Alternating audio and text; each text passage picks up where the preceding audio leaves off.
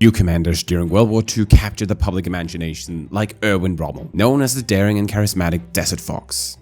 This is a story about his most trusted protégé, Hans von Luch, whom Rommel repeatedly relied on to execute his bold and aggressive tactics. It can be argued that Rommel's success wouldn't have been possible without this dutiful and dedicated frontline commander who trusted him completely and who willingly risked everything for him. But there was more to their relationship than tactics and maneuvers. Their closeness was forged through a tumultuous journey from France to North Africa and was highlighted by Rommel's emotional farewell in Africa, leaving von Luch stunned and forever impacted by the secrets Rommel entrusted to him. Although von Luch did not gain widespread fame, he received recognition from Rommel, his own soldiers, and even allied opponents for his battlefield prowess, an unwavering commitment to honor and duty, and leading by example.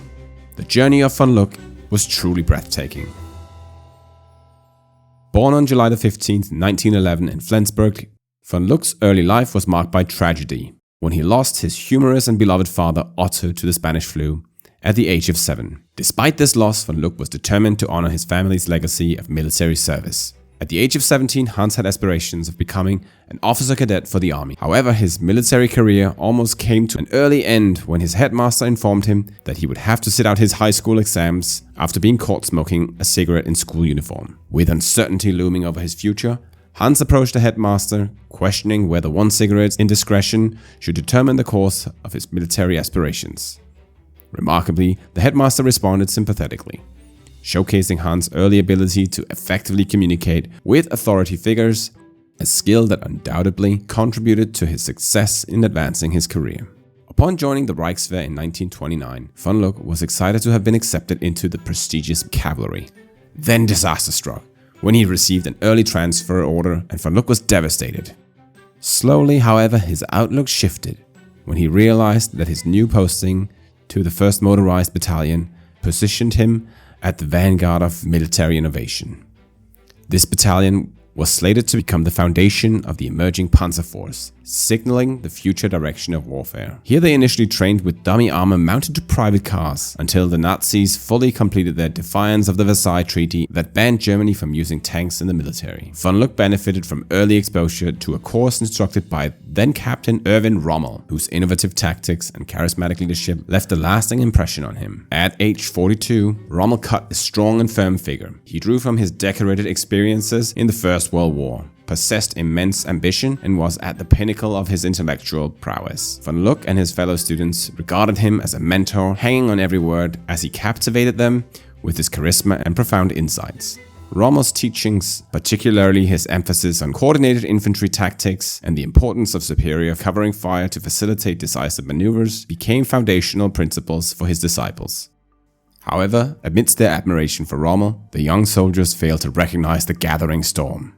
Germany would soon be on a war footing, but with dangerous leadership, with disastrous consequences for civilians and military personnel alike. Their unwavering loyalty, symbolized by the oath they swore to Hitler when he redirected the historic German military oath to be personally directed at himself, persisted until the war's conclusion. Such loyalty seems inconceivable to a modern audience. The pivotal experience that truly bonded von Luch and Rommel occurred during the German invasion of France in 1940. Assigned as a company commander for the 7th Panzer Division, von Luch found himself under Rommel's command, leading the German armored units with his exceptional boldness. Rommel's focus on initiative, flexibility, and decisive action deeply resonated with von Luch, profoundly influencing his own approach to warfare. Rommel consistently positioned himself on the front line at this stage, directing crucial attacks personally even amidst heavy fire and personal risk. Von Luch was stunned by his ability to make instantaneous decisions. For instance, when the soldiers needed smoke cover to cross the Meuse River, Rommel ingeniously and instantly ordered nearby houses to be fired upon, creating a thick smoke screen with the wind's assistance.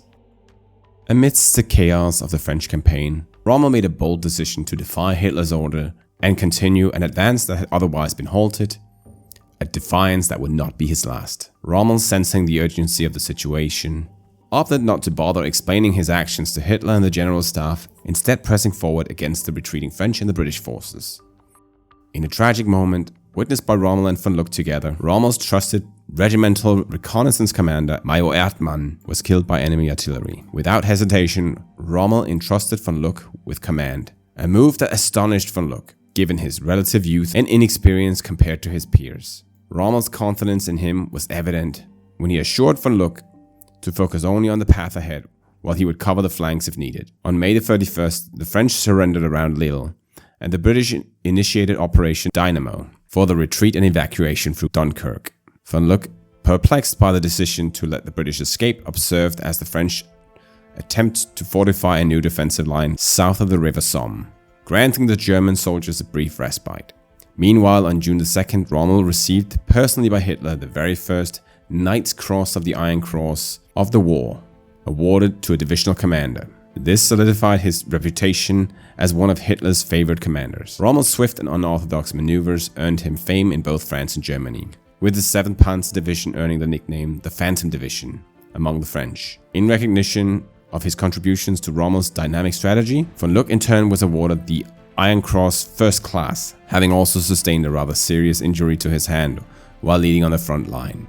Leading a reconnaissance battalion in the Panzer Army demanded more than mere detection. It required spearheading the offensive efforts. On June the 5th, Rommel boldly advanced his 7th Phantom Panzer Division across the Somme towards the River Seine, disregarding his flanks in pursuit of securing the bridges in Rouen intact. Despite the hastily prepared defense of the Weygand line, artillery and tanks swiftly overcame the obstacles. However, upon reaching Rouen, von Luck found the bridges blown up.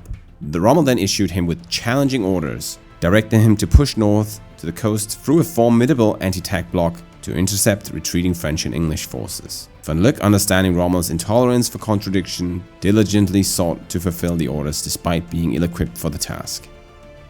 Later in life, he reflected on how he saw many commanders dismissed for such contradictions. His intuitive handling of Rommel once again proved invaluable. Although the attack was predictably halted, Rommel swiftly deployed artillery and tanks to neutralize the positions, allowing him to make his famous report to headquarters, "Am at sea." Von Luck's unexpected arrival surprised the seaside garrison into surrender, marking a turning point in the French campaign. Von Luck concluded this remarkable chapter by persuading Rommel to entrust him with the pivotal mission to drive to Bordeaux to accept the surrender of the renowned French general Weygand. Almost too spectacular for a mere battalion commander, but fortune favors the bold. After participating in Operation Barbarossa, the invasion of Russia, von Luck received a summons from Rommel to assist the 21st Panzer Division in North Africa. Von Luck faced the daunting task of driving halfway through Russia in winter to Berlin, with very poor infrastructure set up to expedite such a journey at this point. An extraordinary feat that spanned many days. Here we must confront the reality that von Luck often disguises the crimes he most certainly must have witnessed behind euphemisms like being disgusted by the rear troop actions. No further details added. This is possibly an attempt to distance himself from these evil acts. Acts he was tacitly supporting with his continued loyalty until the end. Regardless of his disgust, now von Luck happily escaped the worst front of the war, and upon arrival in Africa, Rommel greeted him with immense joy, delighted to have one of his most trusted commanders leading his favorite battalion once more. In North Africa, von Luck diligently executed Rommel's orders, orchestrating feint attacks and surprise maneuvers across the desert terrain. These tactics wildly succeeded in driving the British forces back into Egypt. However, von Luck witnessed Rommel's descent into a profound state of despondency due to the scarcity of supplies and his own tropical illness. Despite the challenges, von Luck played a crucial role in coordinating the harrowing fighting retreat from El Alamein, further strengthening the bond between mentor and protégé. During their time together, von Luck and Rommel shared numerous intimate conversations, during which Rommel revealed his belief that the true threat of civilization emanated from the communists in the East, and only the warrior Churchill could stop it. Von Luck would claim this stopped him from shooting what he believed was a visiting Churchill at the very front line in the coming days. During his time in Africa, one notable example of how von Luck would envisage a more honorable war can be seen by his establishment of a daily fighting pause known as the 5 o'clock tea time ceasefire. Through radio communication, von Luck negotiated with his British officer counterpart, ensuring that both sides would halt hostilities at 5 p.m. each day to ease the burden of a prolonged campaign on the soldiers of both sides. This ceasefire allowed for the exchange of news about captured prisoners, alleviating concerns that troops from either side had become lost in the desert, which was otherwise a common occurrence. In a remarkable incident, when the British apprehended von Luck's maintenance crew on one occasion, they exhibited a bizarre act of fair play by returning them to the Germans. They wouldn't want them to be lost in the desert. Nonetheless, the African campaign ended in failure in 1943 for the Germans and von Luch. He was then tasked with setting up defenses around Caen in northern France in preparation for the D-Day landings the Germans knew must be on the horizon. During this time, Rommel frequently visited his division, actively overseeing preparations. While German high command deemed this sector improbable for Allied invasion, Rommel, in a prophetic moment, confided in von Luch, "I know the British. They will land where we least expect them. It might be here." The now good friends would never speak again. Rommel's foresight proved to be accurate.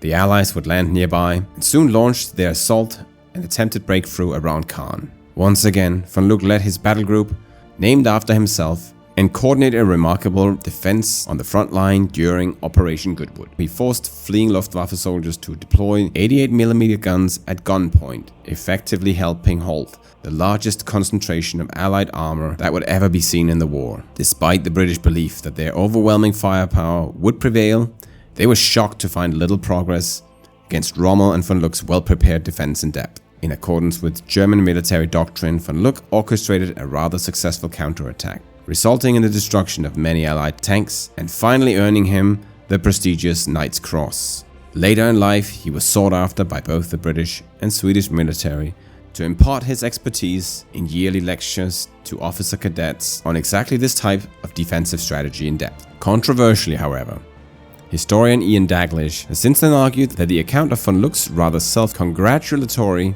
actions during Operation Goodwood could not be corroborated by neither other reports of the fighting or expert analysis of photographs of the day. So did von Luch exaggerate his role? Regardless, following this battle, von Luch did indeed learn of Rommel's injury from an Allied air attack. Despite the tragic turn of events for his mentor and friend, the now heavily decorated Colonel Hans von Luch would continue to fulfill his duties with dedication and skill, contributing to the prolonged German defense until the bitter end in May 1945.